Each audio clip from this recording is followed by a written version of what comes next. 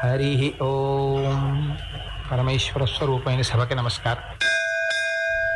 స్త్రీలు కానీ, చిన్న పిల్లలు కానీ, వయోవృద్ధులు కానీ, దీనులు కానీ, బ్రాహ్మణులు కానీ, నేను చాలా కష్టంలో ఉన్నానని అంటే నాకు ఎన్ని పనులున్నా పక్కన పెట్టి ముందు వాళ్ళ రక్షణ చూస్తాను. అలాగే ఇటువంటి నియమాలు కొన్ని పెట్టుకున్నాను. ఈ నియమాలను అతిక్రమించను. వీటిని పరిపాలన చెయ్యడం నా కీర్తికి కారణం. అవి నా జీవిత విధానంలో అంతర్భాగాలు. వాటిని వదిలిపెట్టి ఉండడం నాకు సంభవం కాదు సూర్య భగవానుడు. అందుకని నేను ఇంద్రుడే వచ్చినా, ఏ వేషంలో వచ్చినా, రావలసిన వేళలో వచ్చి అడిగితే మాత్రం ఇచ్చేస్తాను. ఆ విషయంలో మారుమాట లేదు. నాకు కీర్తి ప్రధానం. అంటే సూర్య భగవానుడు చూసి, కీర్తే ప్రధానం, ఇచ్చేస్తానంటున్నావు కదా, కానీ నేను కూడా కొన్ని మాటలు చెప్తాను, జాగ్రత్తగా విను అని ఆయన చెప్పడం మొదలుపెట్టాడు. దేవేంద్రుడు కర్ణుని యొక్క కవచకుండలములను అర్థించి తీసుకెళ్ళాలి అనేటటువంటి సంకల్పంతో బయలుదేరి వస్తున్నప్పుడు దానిని తెలుసుకున్నటువంటి సూర్యుడు ఆ వస్తున్నటువంటి ఇంద్రుడి కన్నా ముందుగానే బయలుదేరి కర్ణుడి దగ్గరికి వచ్చి ఆయనకి హితవాక్కులు పలుకుతున్నటువంటి సందర్భం దగ్గర మొన్న పూర్తి చేసి ఉన్నాను.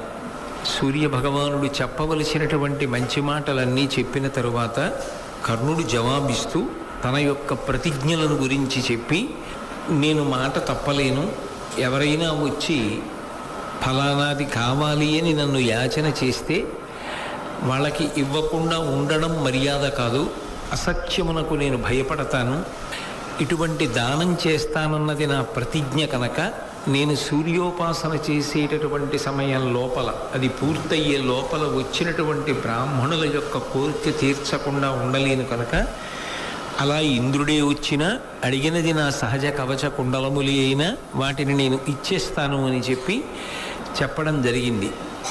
దానితో పాటుగా అసలు మనిషికి కీర్తి ఎంత అవసరమో, ప్రయత్నపూర్వకంగా మనిషి కీర్తిని సంపాదించుకునేటటువంటి ప్రయత్నం అవిశ్రాంతంగా ఎలా చెయ్యవలసి ఉంటుందో, దాని చేత మనుష్య జన్మ ఎలా సార్థక్యం పొందుతుందో కర్ణుడు సూర్య భగవానుడితో ప్రస్తావన చేసిన తరువాత జవాబు చెప్తూ సూర్యుడు ఒక మాట అంటాడు. నిజమే కర్ణ, మనిషి కీర్తిని సంపాదించవలసిందే, కానీ ఆ కీర్తిని ఎలా సంపాదించాలి అంటే అందరూ సంతోషంగా ఉండేటటువంటి విధానంలో కీర్తిని సంపాదించాలి.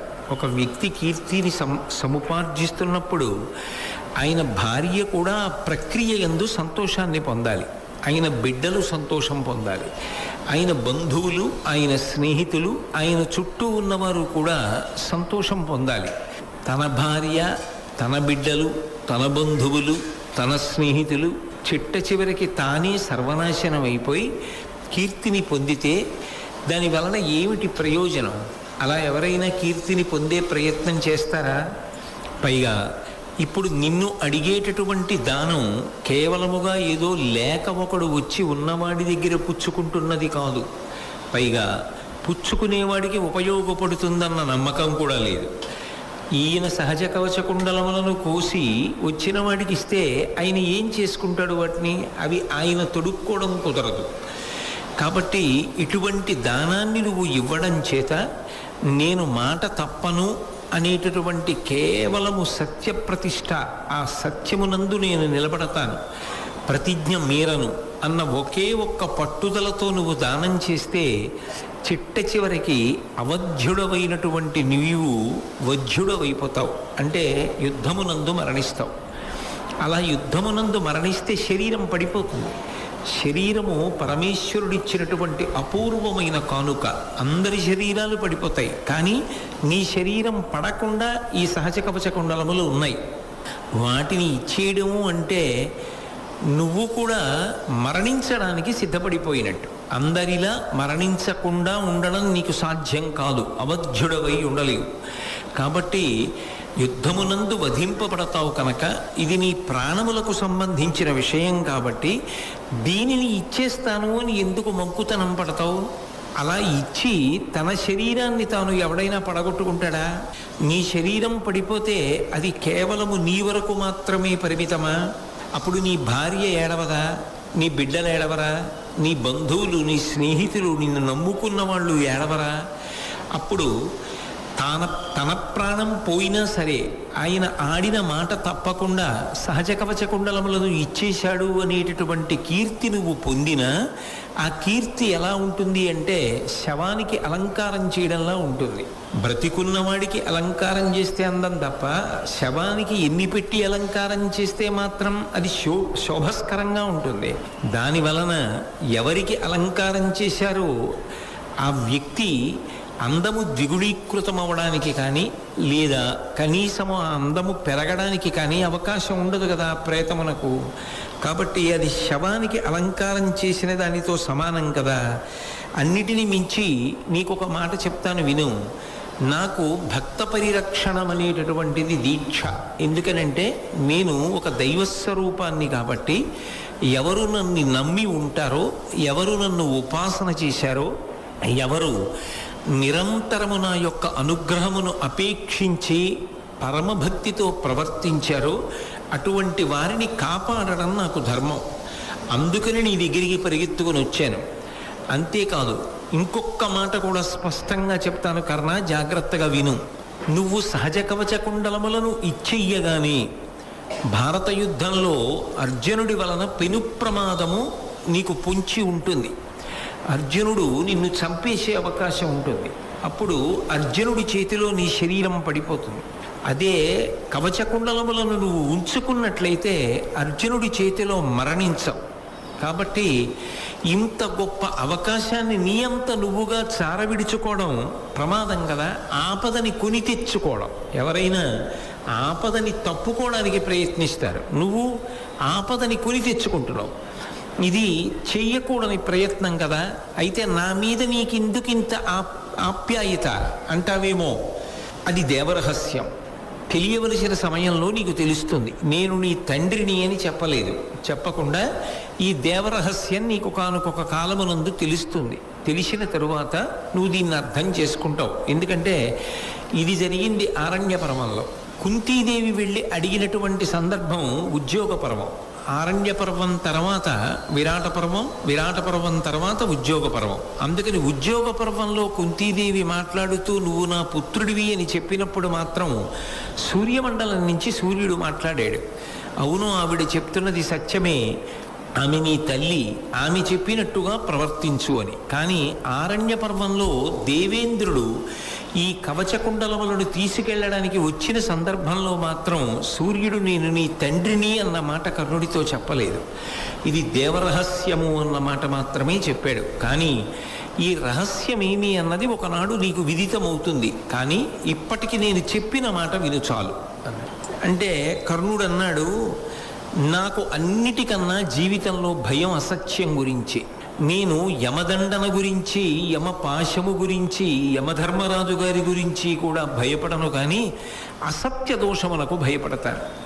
కాబట్టి నేను ఇస్తాను అని ప్రతిజ్ఞ చేశాను.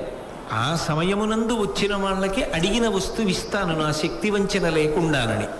రేపటి రోజున రావలసిన సమయంలో వచ్చి దేవేంద్రుడు అర్థిస్తే నేను ఇవ్వవలసిందే, లేకపోతే నాకు అసత్య దోషం వస్తుంది.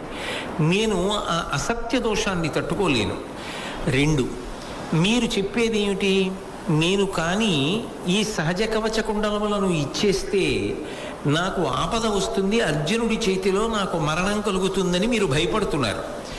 కానీ నేను ఒక్క విషయాన్ని మనవి చేస్తాను సూర్యభగవానుడా, జాగ్రత్తగా వినండి. నేను ద్రోణాచార్యుల వారి దగ్గర అనేకమైనటువంటి అస్త్రములు పొందాను. పరశురాముణ్ణి సేవించి పరశురాముడి దగ్గర ఎన్నో అస్త్రములను సంపాదించాను. అనేక దివ్యాస్త్రములు నా దగ్గర ఉన్నాయి. ఇన్ని దివ్యాస్త్రములు నా వద్ద ఉండగా అర్జునుడు నన్ను ఏదో చేస్తాడన్న భయం అక్కర్లేదు. నేను ఈ దివ్యాస్త్రములను ప్రయోగించడం ద్వారా అర్జునుడిని నిగ్రహించగలిగినటువంటి శక్తి నాకున్నది. కవచకుండలములు లేనంత మాత్రము చేత నాకు వచ్చేటటువంటి ఇబ్బంది లేదు. అసత్య దోషాన్ని పొంది కవచకుండలములను ఉంచుకున్నంత మాత్రం చేత నాకు కలిగేటటువంటి అధికమైన ప్రయోజనము లేనప్పుడు సత్యమునందు మాత్రమే నిలబడి నాకున్నటువంటి దివ్యమైన అస్త్రబలము చేత అర్జునుడి భారత యుద్ధంలో నిగ్రహించడం నాకు కీర్తికారకం. అందుకని మీరు ఇంత ప్రేమతో వచ్చి నాకు చెప్పారు, కానీ నేను మీ మాట పెడచెవిని పెడుతున్నాను అని మీ మనసుని కష్టపెట్టుకోకుండా దయచేసి నేను చెప్పినటువంటి భావనని జాగ్రత్తగా అర్థం చేసుకునే ప్రయత్నం చెయ్యండి అని నమస్కరించాడు. అయితే కర్ణుడు మాట వినేటట్టు లేడు, కవచకుండలములను ఇచ్చేస్తాడు అని చెప్పి సూర్యుడికి అర్థమైంది. ఆయన ఇంకొక్క మాట చెప్తాను, పోనీ ఆ పని చెయ్యి, కవచకుండలములను ఇవ్వకుండా ఉండను, ఇచ్చేస్తానంటున్నావు. ఇచ్చేసే ముందు ఇంద్రుడి దగ్గర శక్తి అని ఒక గొప్ప అస్త్రం ఉన్నది, ఆ అస్త్రాన్ని అడిగి తీసుకో. ఎందుకని అంటే వైరుల చంపి చంపి వెసవొచ్చు గరంబున కాజిలోన అద్దారుణ శక్తి వాసవుడు దానవతొల్లి సహస్ర సంఖ్యలం క్రూర సురారి సంఘముల కూల్చే మహాభుజ నీకు నిమ్మిన ఘోరపు సాధనంబు దొరకొన్న అవశ్యము గెల్తు వైరులం. ఇంద్రుడి దగ్గర ఉన్నటువంటి ఆ శక్తి అనేటటువంటి మహాస్త్రం అద్భుతమైనటువంటి శక్తి కలది. దానికి ఒక లక్షణం ఉంది, దాన్ని ఎన్ని మాటలైనా ప్రయోగించవచ్చు. అది ఏదో ఒక మాట మాత్రమే ప్రయోగించాలనేటటువంటి నియమం లేదు దానికి. అది ఎన్ని మాటలు వేసినా వైరుల చంపి చంపి వెసవచ్చు గరంబున కాజిలోన. ఆజీ అంటే యుద్ధంలో ఎన్ని మాటలు ప్రయోగిస్తే అన్ని మాటలు ఎంతమందినైనా చంపి చంపి ఎవరెవరిని చంపమంటే వాళ్ళని చంపి వెనక్కి వస్తూ ఉంటుంది. అంత గొప్ప శక్తి అది. ఆ శక్తి అన్న అస్త్రంతోటే దేవేంద్రుడు ఇతపూర్వం ఎన్నో యుద్ధాల్లో అసంఖ్యాకమైనటువంటి రాక్షసుల్ని పరిమార్చాడు.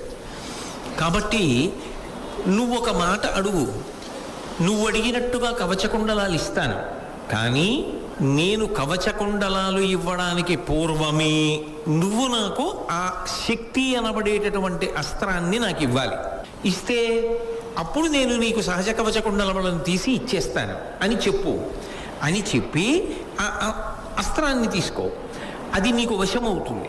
ఇప్పుడు ఈ అస్త్రంతో నీకు ఎదురొచ్చినటువంటి వాడు ఎంతటి వాడైనా పడిపోవలసిందే. ఇక ఆ అస్త్రానికి ఎదురు లేదు, దాన్ని భంజించడం ఎవరికీ సాధ్యం కాదు. కాబట్టి భారత యుద్ధంలో శత్రువులను నువ్వు పడగొట్టగలుగుతావు. కాబట్టి నువ్వు ఆ శక్తి అన్న అస్త్రాన్ని తీసుకో. అది అంటారా? తీసుకుంటారు. ఇందులో మీరు ఒక్క విషయాన్ని గమనించండి. కర్ణుడు ఏమంటున్నాడు? నేను దానం చేస్తాను, నాకు వ్రతం అంటున్నాడు. దానం చేసేవాడు అవతలవాడు నాకు ఇది ఇస్తే నేను ఇది ఇస్తానంటే అది దానం అవుతుందా? అలా ఎలా అవుతుంది అసలు?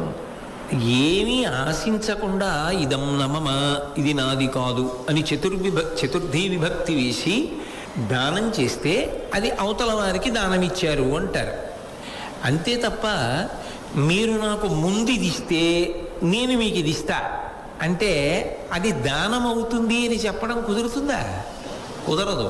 అందుకే ఆయన అంతకాలము దానములు చెయ్యలేదని చెప్పడానికి మాత్రం సాధ్యం కాదు. ఆయనకి వ్రతం ఉన్నది, ఆయన దానములు చేశాడు. మహానుభావుడు ఎంతో కీర్తి సంపాదించిన వాడే.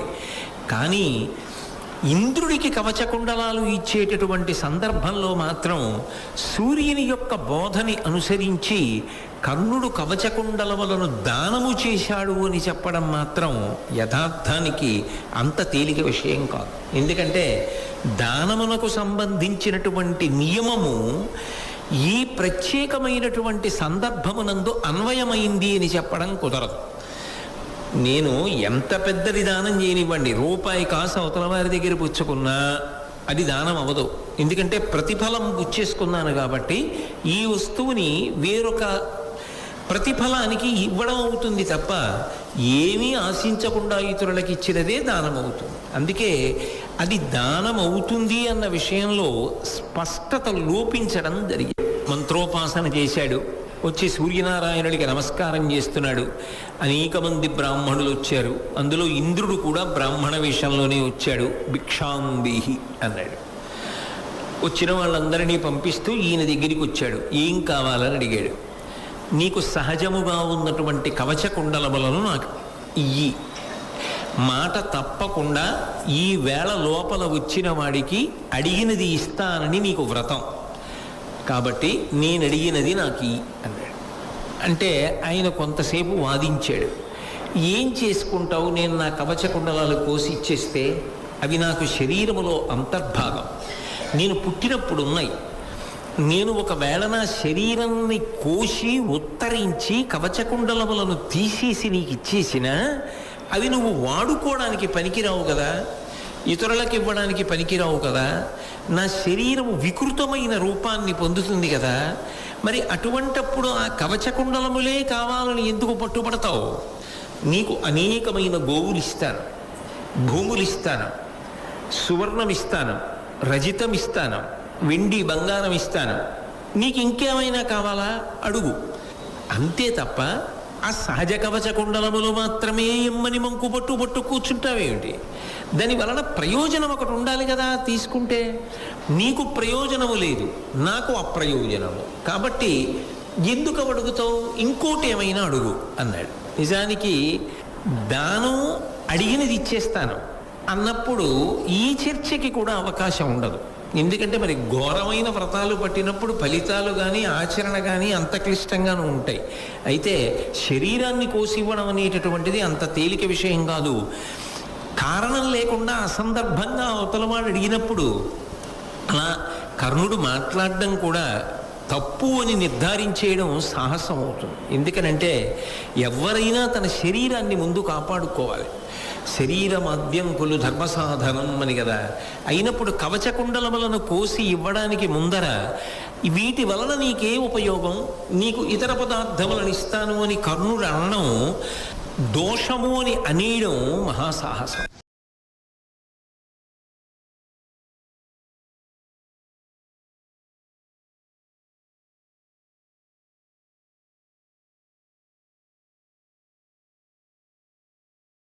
తీసుకోవచ్చు, అయితే ప్రతిఫలం అడిగి దానం చేయడంలో దోషం వస్తుందేమో కానీ ఈ మాట అనడం తప్పు అని చెప్పడం మాత్రం కొంచెం కష్టమే అవుతుంది. అయినా ఆ వచ్చిన వ్యక్తి వినలేదు. నాకు కవచకుండలములే కావాలి అని పట్టు కూర్చున్నాడు. అప్పుడు కర్ణుడు ఆ వచ్చిన వ్యక్తి వంక తిరిగి, ఎరిగితి నిన్ను నేను విభుదేంద్రుడవీయు జగత్రయంబు గ్రచ్చర భవదీయ రక్షణమునంద విలుంగుచు నుండా అట్టి నిన్నరువుగా నేను వేడుకొన యుక్తుడగాన మొరంగి నన్ను నక్కరపడి నీవు వేడుటిది కర్జమే నిర్జిత దైత్య చెప్పుమా. ఓ రాక్షస సంహారం చేసేటటువంటి దేవేంద్రుడా, ఏమిటి అసలు ఈ విచిత్రం? వచ్చినవాడు వేషం కట్టి వచ్చాడు తప్ప నువ్వు ఇంద్రుడవు అన్న విషయం నాకు తెలుసు. నువ్వు నా కవచకుండలములను అపహరించి భారత యుద్ధంలో నాకు ప్రమాదాన్ని తీసుకురావడానికి వచ్చావన్న విషయం కూడా నాకు సుస్పష్టంగా తెలుసు. అయితే నాకొక్క అనుమానం, జగత్రయంబు గచ్చర భవదీయ రక్షణమునంద వెలుంగుచునుండు, మూడు లోకములను రక్షించడానికి కావలసిన సామర్థ్యము నీ దగ్గర కదా ఉంది. మూడు లోకములను కాపాడేవాడివి నువ్వు కాబట్టి అట్టి నిన్నరువుగా నేను వేడుకొన యుక్తుడగాక నేను నీ దగ్గరికి రావాలి. అయ్యా నాకు ఇది ఇప్పించండి, నన్ను నేను రక్షించుకుంటానని నేను అడగాలి. కానీ ఇదేం విచిత్రం, నా దగ్గరికి నువ్వొచ్చి చెయ్యి చాపి భిక్షాందేహి అంటూ అర్థిస్తున్నావు. దేనికి నీకేం ఉపయోగపడుతుందని అడుగుతున్నావు? ఇది ఆశ్చర్యం కదా. ఇంద్రుడంతటి వాడి దగ్గరికి ఇతరులు పెడతారు, నిజానికి నేను కూడా రావాలి. నువ్వొచ్చి నా దగ్గర చేయి చాపుతున్నావు ఏమిటి? భువినెందును దుర్జయుడైన నీకు ఎంతటి గొప్పవాడైనా సరే నీ దగ్గరికి రావలసిందే, వచ్చి నిన్ను అర్థించవలసిందే. కానీ ఇవాళ నువ్వు నన్ను అర్థిస్తున్నావు. మొరంగి నన్ను అక్కరపడి నీవు వేడుటిది కర్జమే నిర్జిత దైత్య చెప్పుమా. ఇలా అడగచ్చా చెప్పు అన్నాడు. అయినా ఆయన దేవేంద్ర రూపాన్ని పొందినప్పటికీ నేను రావలసిన సమయంలో వచ్చాను కాబట్టి నీ ప్రతిజ్ఞ నిలబెట్టుకోవడానికి నీ కవచకుండలములను నాకు ఇవ్వవలసిందే. కర్ణుడు అన్నాడు, తప్పకుండా నువ్వు కోరినట్టు కవచకుండలములను తీసి ఇచ్చేస్తాను. కానీ అవి తొడుక్కున్నవి కావు, శరీరమునందు సహజంగా ఉన్నాయి. కాబట్టి ఇప్పుడు అవి ఇవ్వాలి అంటే కత్తి పెట్టి నా శరీరాన్ని కోసేసుకోవాలి, నేను కోసేసి ఉత్తరించేయాలి. అలా ఉత్తరించేస్తే పైన ఉన్నటువంటి చర్మం అంతా తెగిపోతుంది కదా, తెగిపోయి లోపల ఉన్న నెత్తురు మాంసము పైకొస్తాయి కదా, నా శరీరం అంతా చాలా వికృతముగా అయిపోతుంది కదా. అప్పుడు చూడడానికి అందరూ భయపడతారు కదా. కవచకుండలములను తీసుకుని నా శరీరం అలా ఛిద్రమైపోతే నువ్వు కూడా దాన్ని ఎలా అడగగలవు? అంటే ఇంద్రుడు అన్నాడు, నీకు ఆ భయం లేదు. బాలసూర్యుడి కాంతి ఎలా ఉంటుందో అటువంటి బంగారు రంగుతో నీ శరీరం వెంటనే మూసుకుపోతుంది. నువ్వు తీసిచ్చినట్టు ఎవరికి తెలియదు. అలా నీ శరీరము మళ్ళీ ఏ ఇబ్బంది లేకుండా చక్కటి వర్చస్సుతో వెలుగొందుతుంది. కాబట్టి నాకు కవచ కుండలములను ఇచ్చేసేయి. సరే, నేను ఇచ్చే ముందు నాదొక కోరిక. మీరు నాకు మీ దగ్గర ఉన్నటువంటి శక్తి అనబడేటటువంటి అమోఘమైనటువంటి అస్త్రాన్ని నాకు ఇవ్వండి. మీరు నాకు ఆ అస్త్రాన్ని ఇస్తే నేను మీకు కవచ కుండలములను ఇచ్చేస్తాను. అయితే వచ్చినవాడు ఇంద్రుడు కదా, ఇంద్రుడికి ఏం కావాలి? కవచ కుండలములు కావాలి. అందుకని ఆయన ఒక్క క్షణం ఆలోచించి అన్నాడు, తప్పకుండా ఇస్తాను, కానీ ఒక్క షరతుతో ఇస్తాను. ఏ షరతుతో ఇస్తానో తెలుసా? ఇచ్చద శక్తి నీకు వినుమెర్పడ నాజి మదీయ శత్రులం గ్రత్సర చంపి చంపి అది గ్రమ్మర చేతికి వచ్చుచుండు నీకిచ్చుట అట్లు కాదు భువినెందును దుర్జయుడైన నీ రిపున్ జెచ్చెర దున్కు ఒక్కరిని చేకురనన్ను భజించు క్రమ్మరన్. కర్ణుడా, ఈ శక్తి అన్న అస్త్రం పరమ అమోఘమని నీకు తెలుసు. నా విషయంలో దీనికి ఓ లక్షణం ఉంది. నేను ఈ శక్తిని ఎన్ని మాటలు ప్రయోగించినా, ఎవరెవరి మీద ప్రయోగించినా వాళ్ళని చంపి మళ్ళీ వెనక్కి వచ్చి నన్ను చేరుకుంటూ ఉంటుంది ఆ అస్త్రం. దాన్ని ఒక మాటో 2 మాటలో 100 మాటలో 10,000 మాటలో ప్రయోగించాలనేటటువంటి నియమం ఏం లేదు. నేను ఎన్ని మార్లైనా ప్రయోగిస్తూ ఉంటాను. అందుకే వినుమెర్పడ నాజి మదీయ శత్రులంగచ్చర చంపి చంపి అది గ్రమ్మర చేతికి వచ్చుచుండు. ఎన్ని మాటలు వేస్తే అన్ని మాటలు ఎవరి మీద వేశానో వాళ్ళని చంపుతుంటుంది, వచ్చేస్తుంటుంది వెనక్కి. నీకిచ్చుట అట్లు కాదు. నీకు ఆ అస్త్రం ఇచ్చినప్పుడు మాత్రం అలా ఇవ్వడం జరగదు. నీ విషయంలో అలా పనిచేయదు. నీకు మాత్రం నియమం ఏమిటంటే, భువినెందును దుర్జయుడైన నీ రిపున్ జెచ్చెర దున్ము ఒక్కరిని. అది ఒక్కసారి మాత్రమే పనిచేస్తుంది. అది కూడా ఎవరి మీద పనిచేస్తుంది? నీకు ప్రాణ సంకటం ఏర్పడాలి. ప్రాణ సంకటం ఏర్పడి అయ్య బాబోయ్ వీడిని చంపడానికి దీన్ని ఉపయోగించడం వినా మార్గం లేదని నువ్వు ప్రయోగించాలి తప్ప, ఏ సంకటం లేకుండా నువ్వు ఆ అస్త్రాన్ని ప్రయోగించే ప్రయత్నం చేసినా, నీకు ఆపద లేకుండానే ప్రయోగించినా అది నీ మీదకే వచ్చి నీ మీద పనిచేస్తుంది. ఆ నియమానికి ఒప్పుకుంటే ఇస్తా. అది కూడా ఒక్కసారే పనిచేస్తుంది. ఆ పని చేసేటప్పుడు కూడా నీకెవరి మీదో కోపం వచ్చిందని చెప్పి వేస్తే అది పనిచేయదు. వాడు జగదేక వీరుడై ఉండాలి, సామాన్యుడై ఉండకూడదు. చాలా గొప్ప వీరుడై ఉండాలి. నీకు ఆపద ఉండాలి, ప్రాణ సంకట స్థితి ఏర్పడి ఉండాలి. అప్పుడు నువ్వు ప్రయోగిస్తే ఒక్కసారి మాత్రమే పనిచేస్తుందంటే అలా ఒక్కడిని మాత్రమే చంపి నా దగ్గరికి వచ్చేస్తుంది. నేను ప్రయోగిస్తే ఎన్ని మాటలైనా మళ్ళీ వెనక్కి వస్తుంది. నీవు ప్రయోగిస్తే ఒకసారి పనిచేసి వెనక్కి వచ్చేస్తుంది, నా దగ్గరికి వస్తుంది. ఇక నీకు పనిచేయదు. కాబట్టి అది పెట్టి నువ్వు ఒక్కడిని చంపగలవు. నీకు ప్రబల శత్రువు ఎవరు ఉంటాడో, ఎవరు జగదేక వీరుడై ఉంటాడో, ఎవడు సామాన్యుడు కాడో, ఎవడి వలన నీకు ప్రాణ సంకటం ఏర్పడుతుందో, ఎవడు నీ ఆపదకు కారకుడో అటువంటి వాడిని నువ్వు చంపగలవు. అది నీకు ఇస్తాను అంటే కర్ణుడు అన్నాడు, తప్పకుండా నాకు కావలసినది, నాకున్న ప్రధాన శత్రువు ఒక్కడే. ఎవరు? ఆ ఒక్క శత్రువు మీద ఇది వేసేస్తాను చాలు. ఈ కవచ కుండలములు లేకపోయినా నాకు పర్వాలేదు. ఈ కవచ కుండలములు ఉంటే మాత్రం అర్జునుడి చేతిలో ఓడిపోలా. ఇప్పుడు ఈ అస్త్రం ఉంటే అర్జునుడిని పడగొట్టేస్తాను. కాబట్టి నాకు ఆ అస్త్రాన్ని నేను నా ప్రబల వైరి ఎవరున్నారో అతని మీద వేస్తాను. పేరు చెప్పలేదు. చెప్పకపోయినా మీరే చెప్పేశారు, నేనే చెప్పేశాను. ఇంద్రుడు చెప్పాడు. ఇంద్రుడు అన్నాడు నవ్వి, అది అర్జునుడి మీద వేద్దాం అనుకుంటున్నావు నువ్వు. అందుకని నాకున్నది ఒక్కడే శత్రువు, ప్రబల శత్రువు. ఆ ప్రబల శత్రువు మీద నేను దీన్ని ప్రయోగిస్తాను అని కదా అంటున్నావు. కానీ ఒక్క విషయాన్ని బాగా ఆలోచించుకో. నీ అభిలాష మేనుమది నిక్కమెరుంగుదు ఉగ్రశౌర్య తేజోయుతు పార్థునోర్తునని చూచెదు. నీకది ఎల తీరు రాధేయ దయావిధేయుడు విధేయ జగత్రయుండు అవ్యయుండు నారాయణుడు మహాత్మునకు రక్షకుడు ఏరికివాడు సాధ్యుడే. నువ్వు చంపేస్తాను అర్జునుడిని అనుకుంటున్నావు కదా, కానీ అర్జునుడిని చంపడం అనేటటువంటిది అంత తేలికమైన విషయము అని నువ్వు అనుకుంటున్నావా? అది సాధ్యం కాదు. నువ్వు అర్జునుడిని ఈ అస్త్రంతో చంపడం కుదరదు. ఎందుకు కుదరదంటావా? నువ్వు ఒక్కడిని చంపగలిగిన గొప్ప అస్త్రాన్ని నీ దగ్గర పెట్టుకున్నా అది అర్జునుడి మీద వేద్దామని నువ్వు అనుకుంటే ఆ అర్జునుడిని రక్షించేటటువంటి వాడు దయావిధేయుడు, విధేయ జగత్రయుడు, అవ్యయుడు, అన్ని లోకములను తన శాసనమునందు ఉంచుకోగలిగినటువంటి వాడు, భక్తుల పాలిట కల్పవృక్షం లాంటి వాడు, సాక్షాత్ శ్రీమన్నారాయణుడు శ్రీకృష్ణ పరమాత్మయ్యి అర్జునుణ్ణి కాపు కాస్తున్నాడు.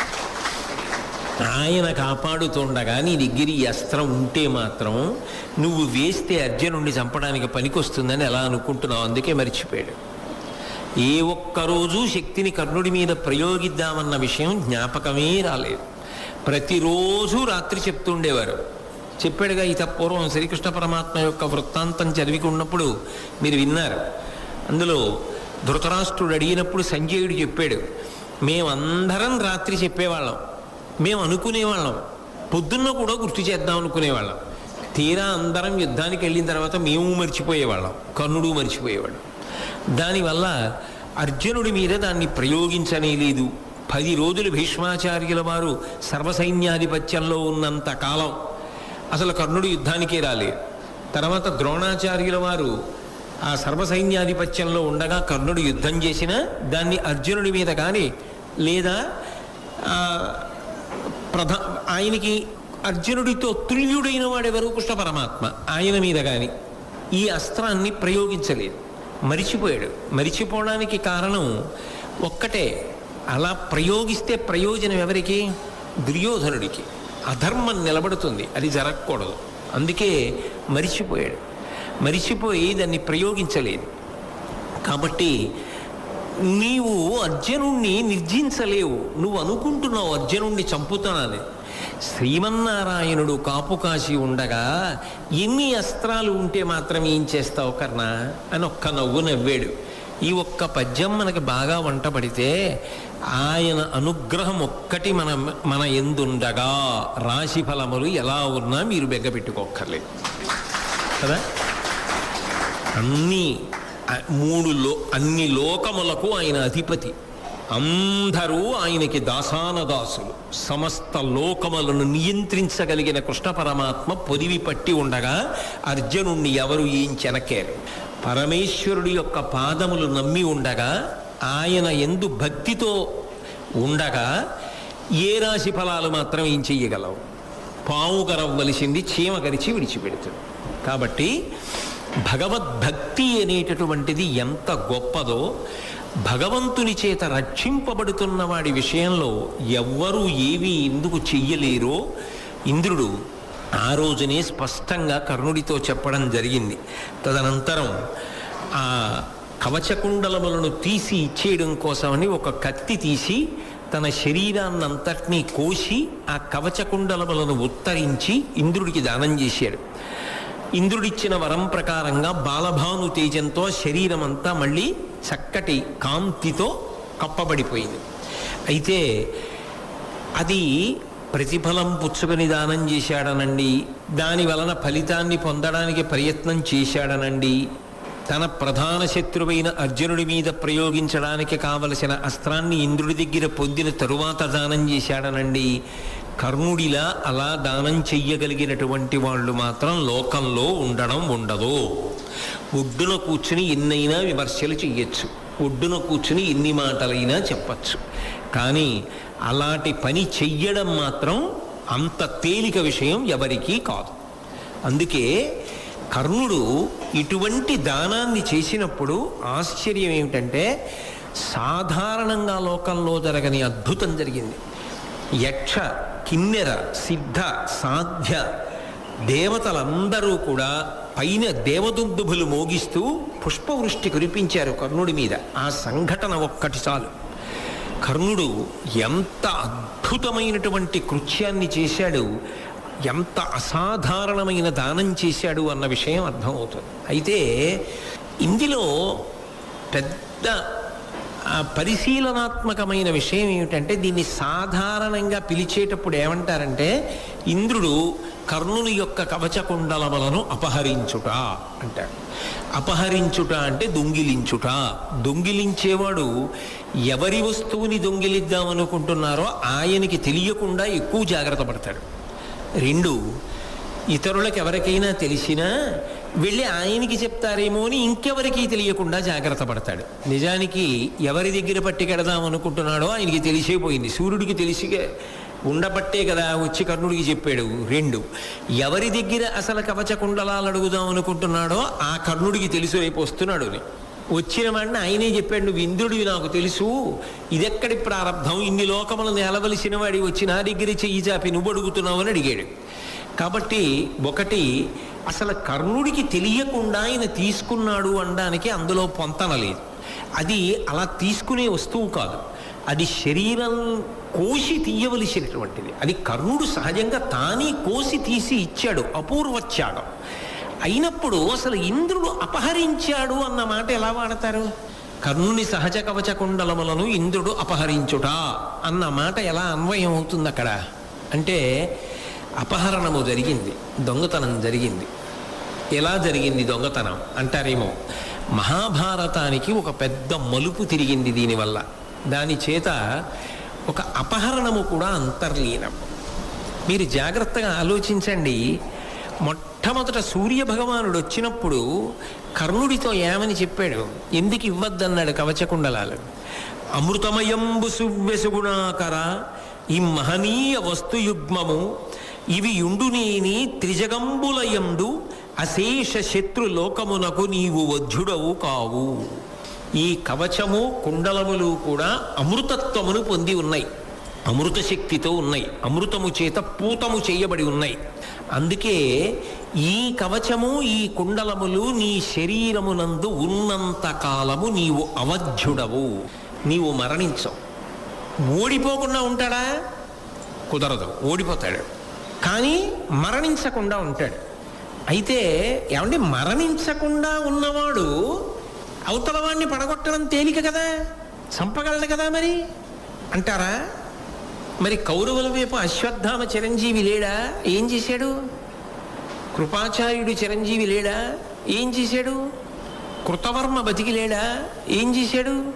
అంటే అవధ్యుడు, చంపడానికి వీలు లేదు అన్నవాడు కొత్తగా కర్ణుడు ఆ జాబితాలోకి వెళ్ళక్కర్లా, అప్పటికే ఓ జాబితా ఉంది.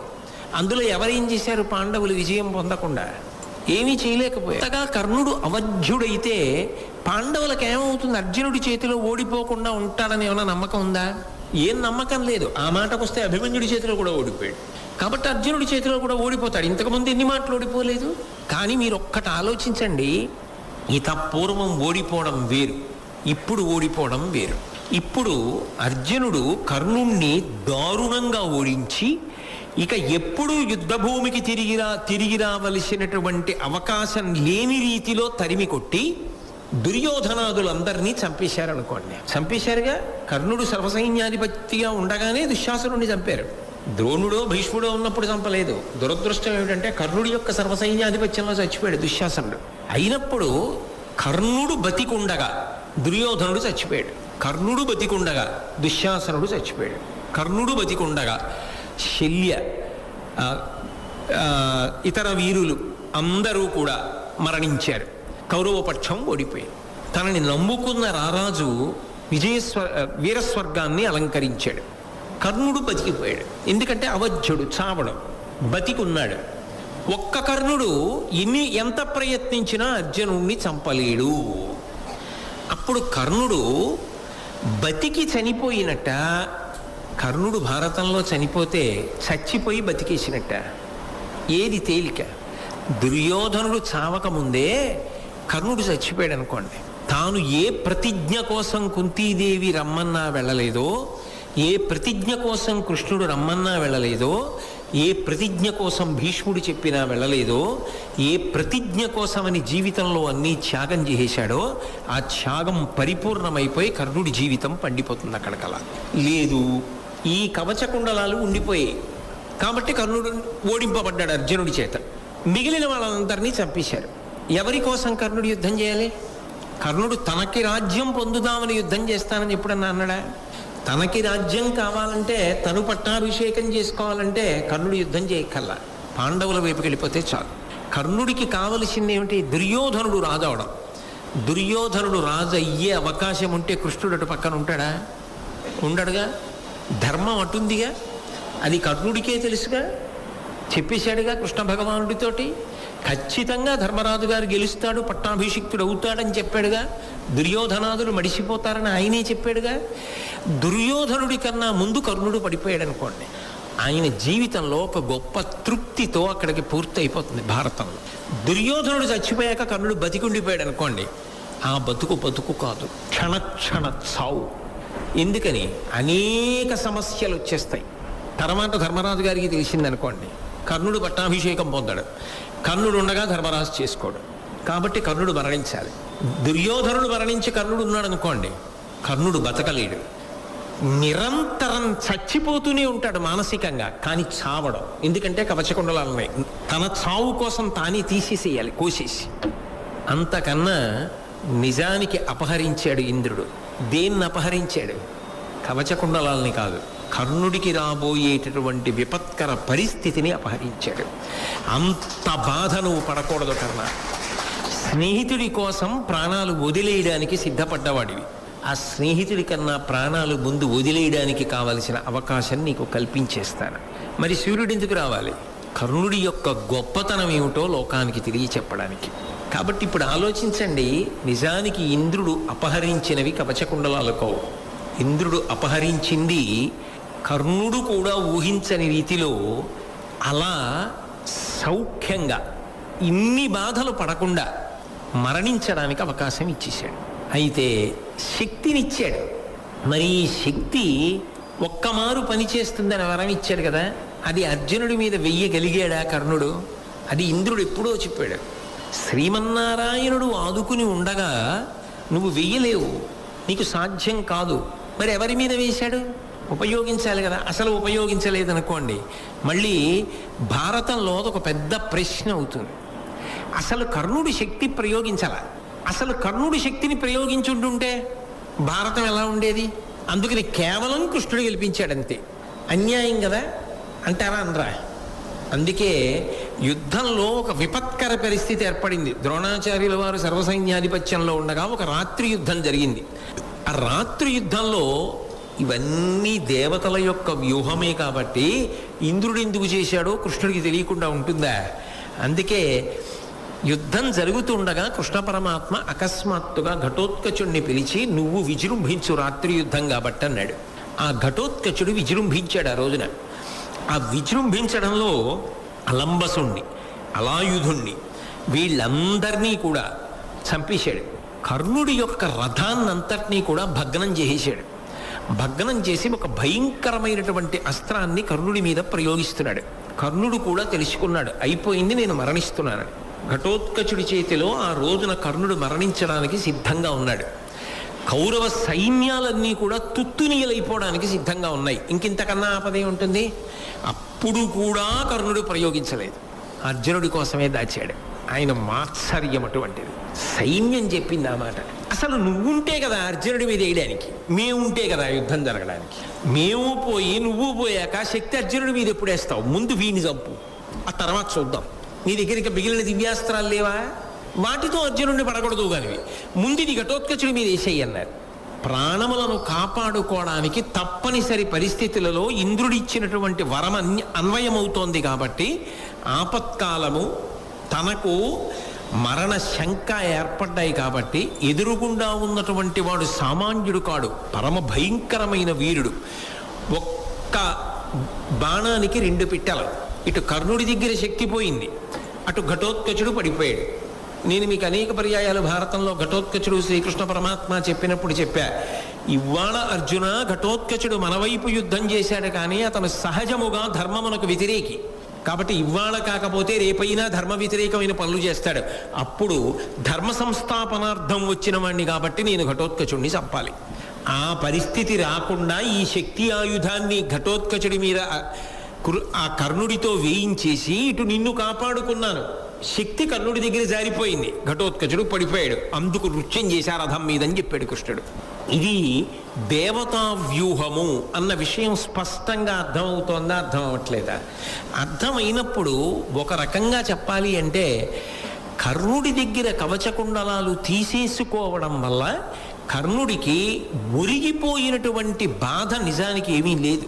కవచకుండలాలు ఉన్నప్పుడు ఆయన అర్జునుణ్ణి ఓడించాడండి, కవచకుండలాలు లేక చచ్చిపోయాడండి అన్నాడు అనుకోండి. అరే రే, ఇంద్రుడు ఎంత పని చేశాడు రా అన్నాడు. కవచకుండలాలు తీసేసుకుంటే అర్జునుడు కొత్తగా గెలిచాడా? ఉంటే ఓడిపోయాడా? ఉన్నా గెలిచాడుగా. కానీ మీరు కర్ణుడి వైపు నుంచి ఆలోచించండి. ఇందాక చెప్పానే, భారత యుద్ధంలో కర్ణుడి మిగిలిన వాళ్ళందరూ చచ్చిపోయారు అనుకోండి, అప్పుడు పెద్ద బరువు అయిపోతాడు అందరికీ బరువే. కుంతి మాత్రం తట్టుకోగలదా? కృష్ణుడు తట్టుకోగలడా? పాండవులు తట్టుకోగలరా? తానెవరో తెలిసిపోతుంది కదా. ఏం చేస్తాడు ఒక్కడు ఉండి? తనని నమ్ముకుని ఇంతకాలం పెంచి పెద్ద చేసి ఇంత స్థానం ఇచ్చాడని వాపోయాడు కదా దుర్యోధనుడు. తొడలు విరిగి పడిపోయి, కర్ణ నిన్ను నమ్ముకుని వచ్చాను యుద్ధానికి, నువ్వు బ్రతికున్నావు, నేను వెళ్ళిపోతున్నాను కర్ణ అని ఒక్క మాట అన్నాడు అనుకోండి, వెంటనే చచ్చిపోవాలని కర్ణుడికి కూడా అనిపిస్తుందా, అనిపించదా? కానీ ఆ కవచకుండలములు ఉన్న కారణం చేత మరణించాడు. అప్పుడు ఆయన బ్రతికున్న ఆయనకి ఎంత బాధ. అందుకే వెళ్ళిపోవడంలోనే ఆయనకి హాయి ఉంది, సుఖం ఉంది. అందుకే వెళ్ళిపోవడానికి మార్గాన్ని సుగమం చేశాడు ఇంద్రుడు. ఏ అంశలో వచ్చిన వాళ్ళు ఆ అంశలో ప్రయోజనం అయిపోయిన తర్వాత వెళ్ళిపోవాలి. ఇంత మంచివాడు ఆయన, ఎందు చాలా సుగుణములు ఉన్నాయి. ఉన్నప్పుడు ఆయన అంత బాధపడవలసిన అవసరాన్ని కల్పించకూడదు. నిజంగా చెప్పాలంటే కర్ణుడు పరమనీచుడు సహజంగా కూడా అనుకోండి. కవచకుండలాలు తీసుకోకుండా ఉంటే చాలు. కవచకుండలాలు తీసుకోలేదనుకోండి, కర్ణుడి బాధ నేను ఈ మాటలు చెప్పక్కర్లేదు, మీరు ఊహించండి. కర్ణుడి మీద నిజంగా అభిమానం, కర్ణుడికి ఉన్నటువంటి మంచితనాన్ని ఆలోచించినప్పుడు మీరైనా నేనైనా ఏమంటాం? దుర్యోధనుడు వెళ్ళిపోకముందు కర్ణుడు వెళ్ళిపోతేనే ఆయన ఒక తృప్తితో వెళ్ళిపోతాడండి అంటాం. నేను చెయ్యగలిగినంత చేసి మిత్రమా వెళ్ళిపోతున్నానంటాడు. దుర్యోధనుడు వెళ్ళిపోయాక వెళ్ళవలసి వస్తే, దుర్యోధనుడు వెళ్ళిపోయాక కవచకుండలాలు తీసుకుంటే ఏమిటి ఉపయోగం? ఆయనకి శారీరకమైన మరణం కన్నా ఆయన పొందిన మానసికమైన బడబాగ్ని పెద్దది. అందుకే నిజానికి ఇంద్రుడు ఉపకారం చేశాడు. ఆయన కీర్తిని లోకానికి చాటాడు. కర్ణుడి కథ కర్ణుడి వరకు దుఃఖాంతం కాకుండా సుఖాంతం అయ్యేటట్టుగా చూశాడు. దానివల్ల కర్ణుడు పడిపోవడానికి అవకాశం వచ్చింది, మరణించడానికి అవకాశం వచ్చింది. ఏది ఎలా అన్వయం చేసి చెప్పినప్పటికీ అపహరణం అన్న మాట దేనిని ఉద్దేశించి చెప్పినది అంటే, ఆయనకున్నటువంటి రక్షణ తీసి ఆయన మృత్యువునందు ఒదిగిపోయి సంతోషపడడానికి కావలసినటువంటి అనుగ్రహాన్ని ఇచ్చాడు. నిజానికి కర్ణుడు పొందవలసిన దుఃఖాన్ని తీసేశాడు. ఆపదామపహర్తారం దాతారం సర్వసంపదాం లోకాభిరామం శ్రీరామం భూయో భూయో నమామ్యహం అంటామే, అలా పనిచేశాడు ఇంద్రుడు కూడా ఇక్కడ. కాబట్టి అక్కడ ఇది కర్ణుడికి మేలే, అందుకని అపహరణం అన్న మాట వాడవలసి వచ్చింది అన్న విషయాన్ని చాలా జాగ్రత్తగా పరిశీలించినప్పుడు మనకి అర్థమవుతుంది. అందుకని ఆ విధంగా కవచకుండలాల్ని మహానుభావుడు పోగొట్టుకున్నాడు. దానితో పాటుగా శక్తి అస్త్రాన్ని పట్టుకెళ్ళి ఘటోత్కచుడి మీద వేశాడు. దేవతలు ఇచ్చినది దేనికి పనికొచ్చిందంటే దేవకార్యానికే పనికొచ్చింది. ఇవాళ పాండవుల పక్షాన పనిచేసినా రేపు జయం వచ్చిన తరువాత మళ్ళీ అధర్మం వైపు పనిచేసేటటువంటి ఘటోత్కచ మరణానికి పనికొచ్చింది ఆ శక్తి. దేవేంద్రుడు వేసినా ఎలాంటి వాళ్ళ మీద వేస్తాడు? ధర్మ వ్యతిరేకుల మీద వేస్తాడు. ఇప్పుడు కర్ణుడు వేసిన ఎవరి మీద వేశాడు? ఒక రకంగా చెప్పాలి అంటే తర్వాత ధర్మ విరోధానికి పనికొచ్చేవాడి మీద వేశాడు. అంటే నిజానికి ఇప్పుడు కర్ణుడు ఎవరి పని చేసి పెట్టాడు? కృష్ణుడి పని చేసి పెట్టాడు. కృష్ణుడి చేతి పనిముట్టయ్యాడు. అయిన కారణానికి కృష్ణుడికి కూడా తెలిసి చేసినా తెలియక చేసినా పరాత్పరుడు ప్రీతి వహిస్తాడు. కథంచిదుపకారేణ కృతేనైకేన తుష్యతి నస్మరత్యపకారాణం శతమప్యాత్మవత్తయ అంటారు రామాయణంలో. తెలిసి కానీ తెలియక కానీ ఒక్క పని చేసినా పరమాత్మ సంతోషిస్తాడు. ఆవుదూడ గుళ్ళో దూరిందని దూడను పట్టుకోవడానికి గుడిలోకి వెడితే దూడ గుడి చుట్టూ తిరిగి బయటికి పరిగెత్తితే వీడు గుడి చుట్టూ తిరిగి బయటికి పరిగెడితే దూడను పట్టుకోవడానికి పరిగెత్తిన వీడి ఖాతాలో మాత్రం ప్రదక్షిణ ఫలితం వేసినట్టు. భగవంతుడికి తెలిసి ఉపకారం చేసినా తెలియక ఉపకారం చేసినా భగవద్ అనుగ్రహం మాత్రం ప్రసరిస్తుంది. ఇలా ఉపయోగపడాలి కర్ణుడు. అందుకని నిజానికి కర్ణుడు భగవత్ సంబంధమైన కార్యమును నెరవేర్చాడు. పాండవుల వైపు ఉండి ఏం చెయ్యాలో అది నిజానికి పాండవులు కూడా చెయ్యలేరు, ఎందుకంటే కొడుకు అవుతాడు ఘటోత్కచుడు. కానీ పాండవుల వైపు ఉండి కృష్ణుడికి చెయ్యలేని మేలు శత్రుపక్షంలో ఉండి కృష్ణుడికి చేశాడు కర్ణుడు. అది కర్ణుడి జీవితంలో ఒక పెద్ద మెరుపు. తెలిసి చేశాడా తెలియక చేశాడా వదిలేయండి, అంతిమంగా ఫలితం మాత్రం అంతే. అందుకే అదొక మహాద్భుతమైన ఘట్టం. ఏది ఏమైనప్పటికీ చరిత్రలో అసలు సహజ కవచ కుండలములతో పుట్టిన మహావీరుడు లేడు. సహజ కవచ కుండలములతో పుట్టినప్పటికీ ఎవరో అడిగారని నేను వ్రతభంగం చెయ్యను అని చెప్పి కత్తితో కోసి తీసి ఇచ్చినవాడు లేడు. అటువంటి అద్భుతమైన కీర్తి మహాభారతం మొత్తం మీద పొందిన మహానుభావుడు కర్ణుడు ఒక్కడే. ఆ విధంగా కర్ణుడు కవచకుండలములను పోగొట్టుకోవడం అనేటటువంటిది జరిగింది. తరువాత ఒకానొక సమయమునందు కర్ణుడు దివ్యాస్త్రములను అనేక సంపాదించాలనేటటువంటి గొప్ప తాపత్రయాన్ని పొందుతూ ఉండేవాడు. అదంతా మహాభారత యుద్ధానికి ఆయన రావడానికి పూర్వం జరిగిన విషయం. ఎందుకనంటే అసలు మహాభారత యుద్ధం ఎప్పుడో వస్తుంది చూడండి, సంవత్సరాంతంలో ఎప్పుడో పరీక్షలు వస్తాయి. కానీ సంవత్సరాంతంలో వచ్చే పరీక్షకి సంవత్సరాంతంలో చదువుతారా, మొదటి నుంచి చదువుతారా? మొదటి నుంచి చదువుతారు. అలాగే కర్ణుడు కూడా చాలా జాగ్రత్త పడ్డాడు. ఖచ్చితంగా యుద్ధం జరిగి తీరుతుంది. అందుకే కదా కౌరవ పాండవుల మధ్య ఎన్నడూ పొత్తు కుదరకుండా ప్రయత్నం చేశాడు.